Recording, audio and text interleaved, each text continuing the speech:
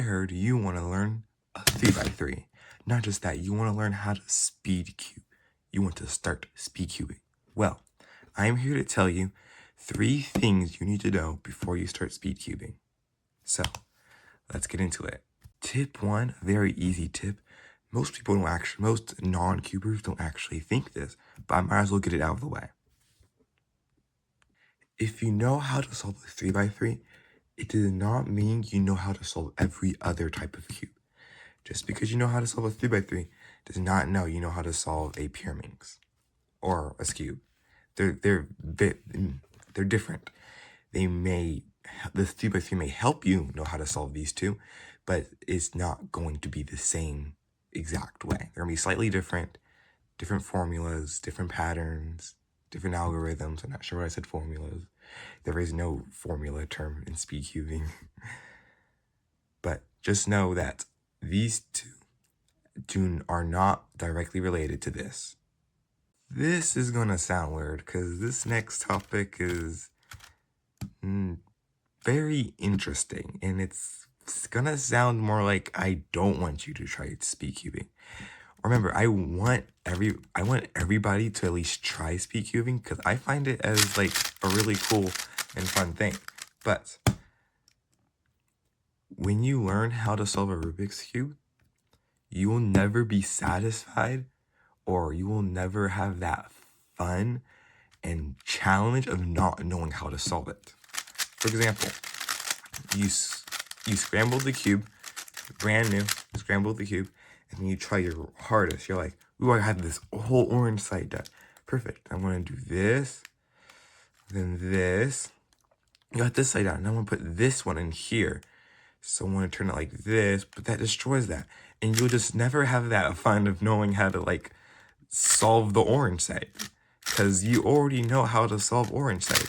Really easy. And even if you try to pretend you don't know how to know, you still do know. And you're just gonna say to yourself, bro, that's not how you do it. It just gets really frustrating. So that's another thing you might want to know. It's that once you learn speed cubing, there's no turning back. But before you say, wait, you're just telling me not to speed cube? No, I'm not trying to tell you this. In fact, let me tell you this other thing that I really like about speed cubing, something you should really know, that speed cubing is really, really fun. The reason why I say this is not too long ago, actually, take it back. Literally yesterday was Father's Day. Literally Saturday, I, for the first time, did fewest moves. If you don't know what fewest moves is, it's really simple. They give you a certain scramble, like on a piece of paper. They give you the scramble. You look at the scramble, and then you can put it on a cube. You can bring up to 3, and then you solve it. But you have to solve it and find the shortest solution to that scramble. Then you write it down on the piece of paper. You submit it. They'll judge you on if it was short or if it was long. Shorter wins. Really simple. And I really wanted to learn it, and I learned it. And when I finally finished, I was like, yes, let's go. And then I went into my room. I was in the front room, and then I went to go see if I actually did it. So I looked at the scramble, I solved the cube, did the scramble on the cube, and then I looked at my solution, did my solution, and then I was so happy because when I did my solution, the cube was solved. It was a 49 move solution. I'll put up on here, screen, boom. And when I finally saw that it worked, I was so happy I literally fell out of my chair. So just know, speed cubing is really fun. It can take you out of chairs. In fact, there are a lot of times where speed cubers fall out of chairs just because of how happy they are. They usually happen during world records though. But personal bests, solving cubes for the first time. Yeah, speed cubers are a chair. They don't like chairs. Speed cubers don't like chairs. They fall out of them. So, but speed cubing is generally very fun. One other thing you should know about speed cubing is that Compare it to gaming. Gaming is very expensive. But when you compare speed cubing to itself, it's also very expensive. The reason why is because once you learn how to solve this thing, you're like, I'm tired. I want to learn a new puzzle. Let's put it in screen. I solved this one now. I want to learn a new puzzle. All right, another one. Puppet cube. A 2x2. A freaking 7x7. Square one. In case you don't know what a square one, it's kind of a shape model. And then you got like gear cube. Maybe you want a tiny 3x3. Or maybe you want one with holes inside of it. Or maybe you just want, that's not even a cube at all. Speaking of cubes that aren't even cubes at all. Hold on. Where do I put it? That's not even a cube. My point is that you're going to want to learn how to solve a whole bunch of puzzles. And it's not going to just stop at 3x3. You want to learn how to learn more unique puzzles. Like some don't turn like your normal 3x3. Some of them turn like that. They kind of do like half moves. It's just generally very interesting, fun, but at the end of the day, it turns out to be very expensive. One time I brought 3 cubes to school and I realized, I put them on my jacket. I realized, hold up, my jacket and everything inside of it is worth over $150. It was a very interesting realization, but it's true. Speed cubing can become very expensive.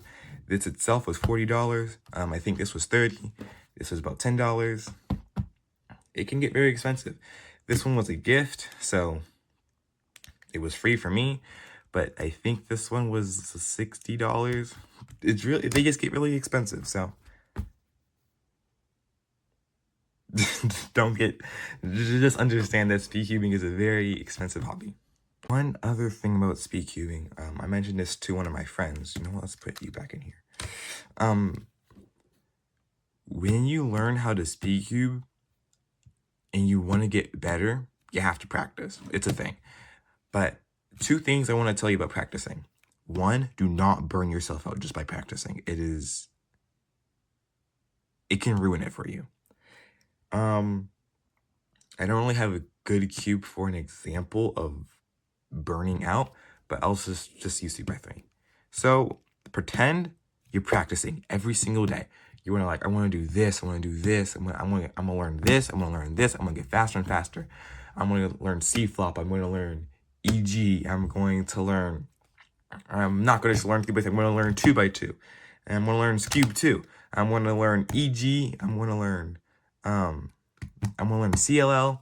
I'm gonna learn the winter variant cases. I'm gonna learn an advanced cube. I'm gonna learn all these different stuff. And at the end of the day, you're gonna be like, this is not fun. Because you're just trying to push yourself to learn more and more and more. So just know, do not burn yourself out. Learn at your own pace. When people ask me what method do I use, I say C flop. That's not true. I am literally still learning C flop. There are 27 last layer cases.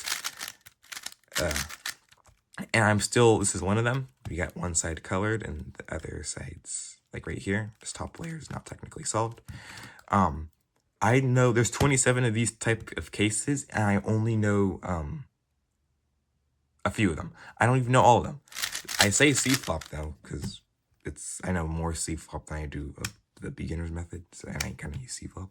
But then when it also comes to OLL, when you're trying to solve that white side, I don't even know what this case is. I mean, I don't know what this case is either. I mean, I still use 2-look OLL, because I'm just trying to learn at my own pace. I'm not trying to hurry up and burn myself out, because if I do, I may ruin speed cubing altogether, for me at least. So don't burn yourself out, because if you want to be good at speed cubing, if you want to see speed cubing as something fun for you to do, don't practice too much, or practice as much as you need.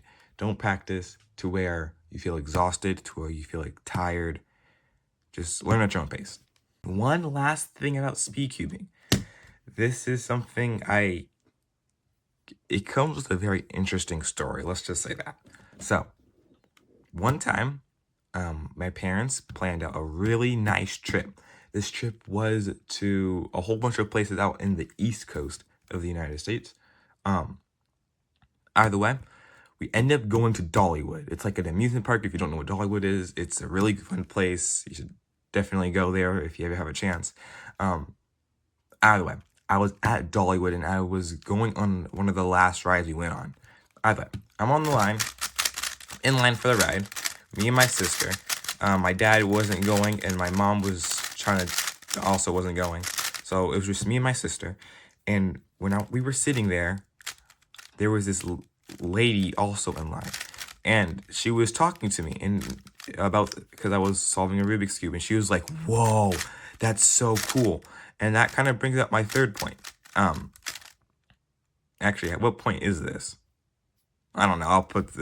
I'll show up on screen. But she was just really amazed because it brings speed cubing brings attention. If you want it or not, it brings attention. It puts you like on stage. So this lady was like, "Hey," she's like, "That's really, really cool." And then she was like, I don't remember what too many questions she said, but she was just like asking question after question after question. She was really curious. It was very fun talking to her. She asked if I could solve it a couple of times just because she just thought that was just so interesting and so cool. And then literally after we got done with the ride, she caught me when we were like about to like exit. She caught us and she was like, "Hey, can you show my husband? That's really, really cool." And I mean, like, I don't mind showing her husband, sure, but it's just it's attractive. It's like a magnet. It's like gravity. It lures stuff in.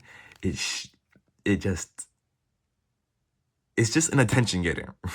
That's really all it is. It's when you practice in public, it is an attention getter. So just be aware when you're practicing in public, it brings a lot of attention, even if you don't want that attention.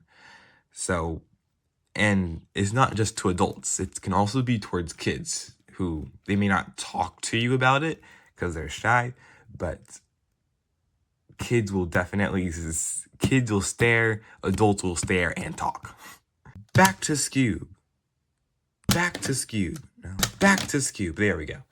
So thank you for watching this video. It means a lot to me. If you really liked and enjoyed this video, go ahead and not subscribe, because you subscribe if you like most of my videos. If you don't like how I make these videos, don't subscribe. But if you want to support me, go ahead and subscribe. But if you like this video in specific, go ahead and put down a comment. What was one tip you think might have been most helpful? Go ahead and leave a like. It really helps out this video, helps out my channel in general. I want to be a really good speedcuber one day, like Max Park and Yang Wang. I just want to be like, I really want to get sub 5 seconds, and this YouTube also encourages me to do that.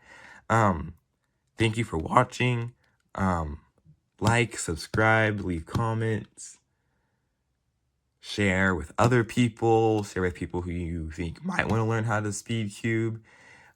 If some of these points were made to convince you to try to speed cube, thank you for the people who already know how to speed cube and yet still stayed to watch this video. It means a lot to me. Thank you. You know what? I don't want Scoob here. You know what? Let's bring out a different puzzle. I'm gonna bring out we want Megaminx. I don't know why. We want Megaminx. Thank you. It means a lot to me. And have a good day.